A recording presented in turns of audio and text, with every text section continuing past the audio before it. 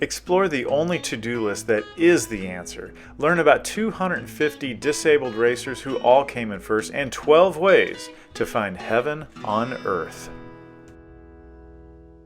Welcome to No Bow Tie, where we conquer emptiness and frustration, discover our uniqueness, and live with unrelenting joy. I'm John No Bow Tie Svoboda, author and musician.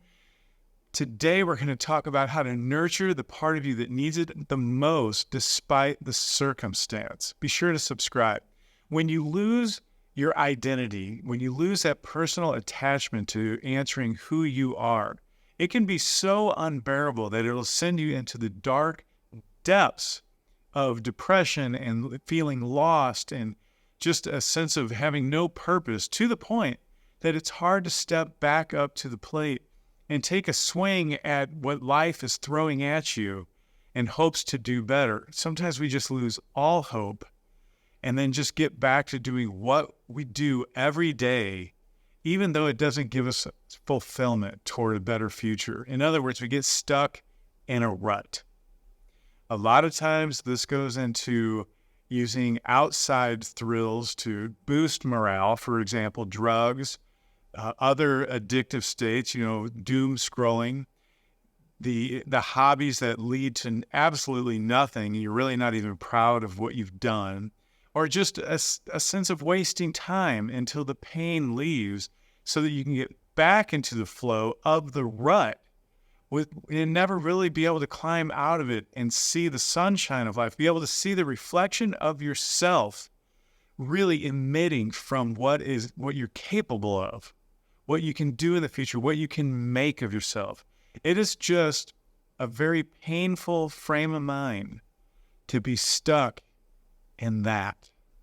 And when you make efforts toward it, say you pray, you meditate, you do the things that are best for you, and you still come up short, and you're just not sure what to do with your life. You talk to friends, you do the things that you think are necessary, but it always turns out of getting back to that rut, and somehow the rut becomes magnetic. It almost becomes a comfort zone for life, that you know that it's predictable. You know that you won't like it, but nonetheless, you can stay there because you know how to control that rut.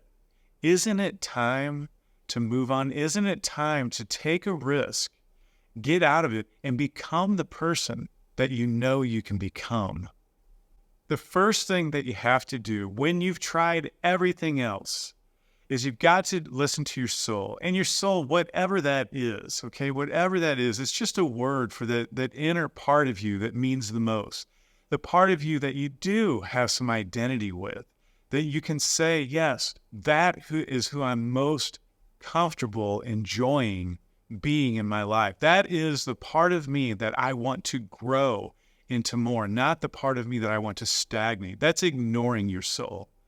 But one way that you can listen to your soul is to make a list of ways to live a great life despite the circumstance. Now, I'm going to say this again. Make a list of ways to live a great life despite the circumstance. And that last part, despite the circumstance, is so important, because it doesn't mean that when you face a challenge at work, here's how you're going to respond. No, it means when you are in the darkness, when you lose your job, when you lose a relationship, perhaps you're undergoing surgery and you're going to come out and you're going to have some limitations. How to live a great life despite the circumstance, because it is possible.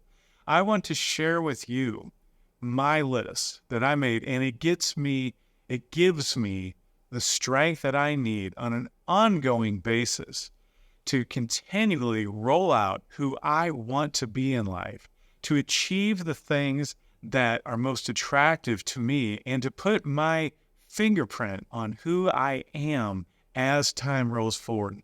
The number one thing that I do is I strengthen my body, exercise, and eat healthy. Now, you might say, well, that's great if you're healthy to exercise. No, I want to tell you a story. Let me give you an example.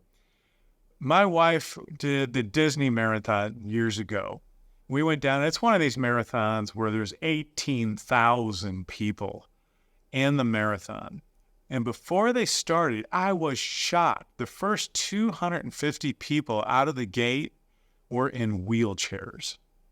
And I remember watching them go by, sweating, doing the best that they could because they couldn't use their legs.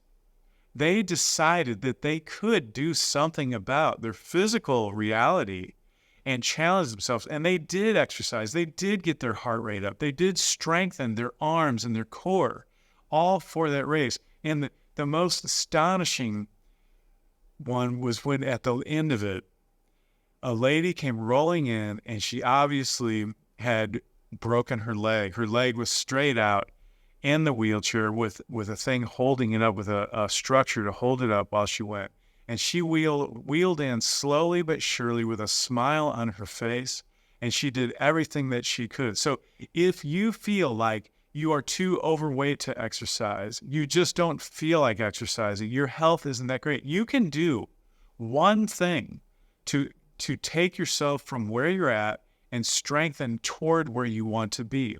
If you can do one sit-up, you're on your way. If you can go for a walk more than you are, and remember, you have to stretch your ability. You have to stretch it. You can't just stay in the rut. You have to stretch your ability and set goals that will achieve more with exercising, eating right, and building strength in your body that you know will matter later. There is nobody on the planet who doesn't want to be stronger.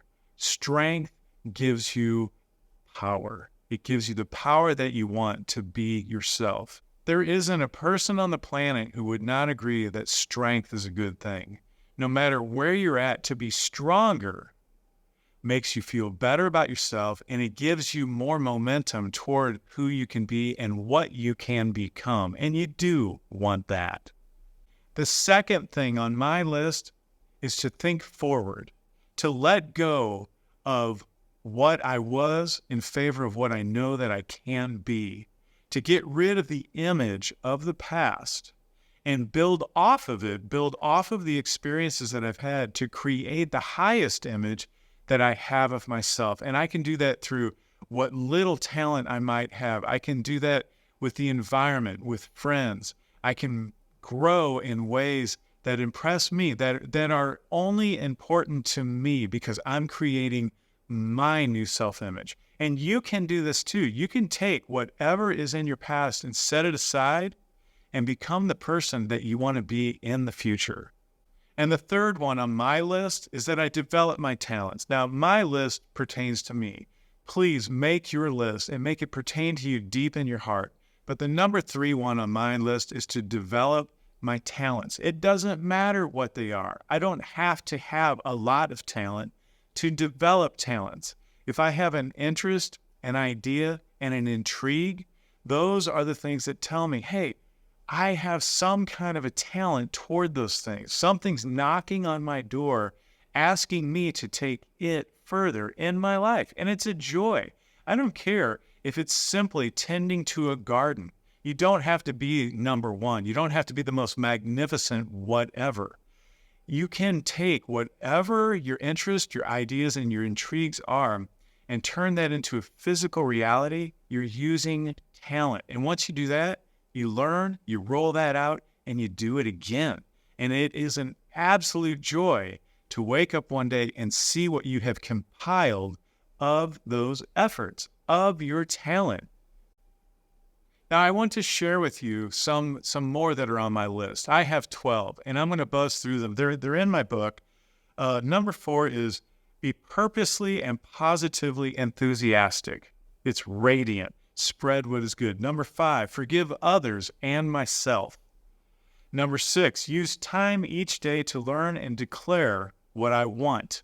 Nothing is more important than what you want. Number 7, pay attention to who I'm being so I can discern who I want to be. Number 8, follow my conscience. It's the closest thing that I know to God. Number 9, address mental, emotional, and physical addiction. Number 10, regularly use time to observe nature, witness the principles of life. Number 11, do unto others as I want done unto myself. We are connected. Number 12, allow vulnerability, the best teacher of my own growth. Now, I encourage you, when you stop watching this video, which you can do right now because we've run out of time, I encourage you to make that list and make it as big as you want. It can be 3 things, it can be 20 things, but make a list of the things that help you lead a great life despite the circumstance. And you already have some ideas. And be sure to catch the next show. Be sure to catch this. We're going to take what little talent we have and turn it into the momentum of life. Whatever your interest, get ready for this show. It's going to be fantastic. Go to nobowtie.com/life and be the first one to receive that show. Get on that newsletter and get all of the positive inspiration that you need to change to the life that you want to have. And before I go, I'm going to give you the no bow tie understanding of Mozart.